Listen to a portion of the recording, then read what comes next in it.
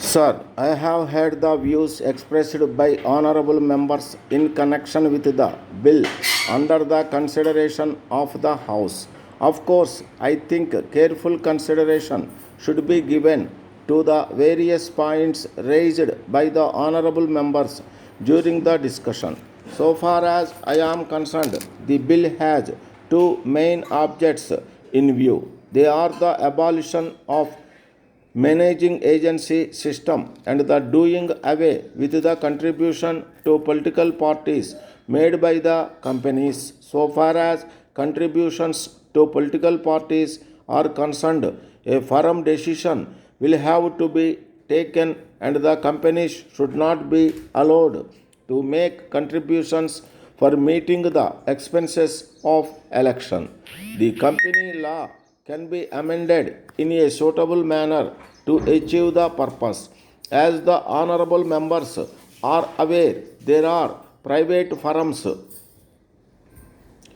and trusts which do not come within the purview of the provisions of the company law.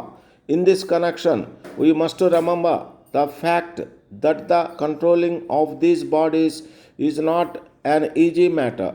I hope and trust that honorable members will agree that the evil can be eradicated only if sincere efforts are made by all concerned. I wish to point out that it will depend on how we prepare to conduct the elections. We should see that there is no expenditure made in connection with processions and meetings during the election campaign. The candidate himself can directly approach the voters and seek their support. Thereby, a lot of unnecessary expenses can be avoided. This is a matter which cannot be achieved by bringing forward any amendment to the relevant legislation. In this connection, I would like to appeal to all political parties to take a decision that in future during the election campaign they will not resort to large processions and to use of a large number of vehicles.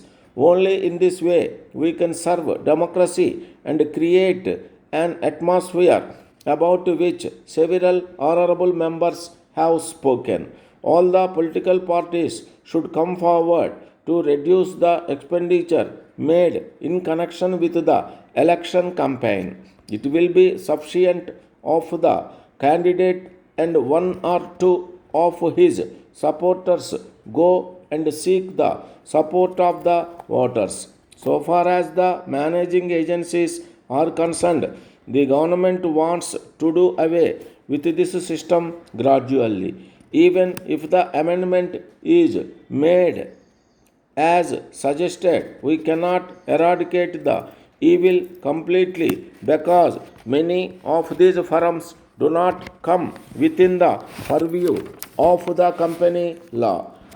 I would like to draw the attention of the honorable members to the fact that it requires very careful consideration and we have to consider the suitable amendments that can be made. I am sure the honorable members will appreciate that no one in this house would like the industrial development of this country to suffer. In the present circumstances, any action taken may bring the entire development of the country to a standstill.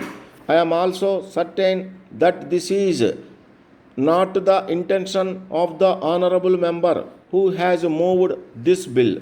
Now there are a large number of committees already constituted or are being contemplated. In these circumstances, if we terminate the managing agency system, there may be many difficulties. It is my appeal to the honorable member that he should not be rigid so far as the duration of the system is concerned. I would only suggest that he should give us an opportunity to examine the whole matter and see how early we can do away with this system without interfering in any way with the industrial development of the country. Letter from Raman and Company, Madurai, to Messrs. Johnson and Company, Chennai.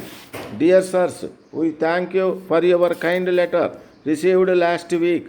We wish to inform you that we have received a large number of orders and we find that it is not possible to be prompt in supplying your requirements. In any way, we are confident that we will be able to send the goods during the next week.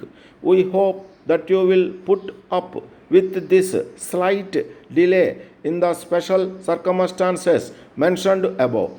On this occasion, we have great pleasure in informing you that we have further improved the quality of our goods, and in view of this we have had to increase the price a little. We have no doubt that this small increase in price will not affect the sale of the goods. We are sure that you will be able to dispose of the goods as soon as possible and that you will be pleased to place further orders with us. We assure you that we will be pleased to extend to you all the concessions you were hitherto enjoying in the payment of the amounts due to us. You will also be allowed the usual discount of 5% on the sale price of the goods ordered by you before the season is over. An early response from you in this matter will be very much appreciated. Yours faithfully.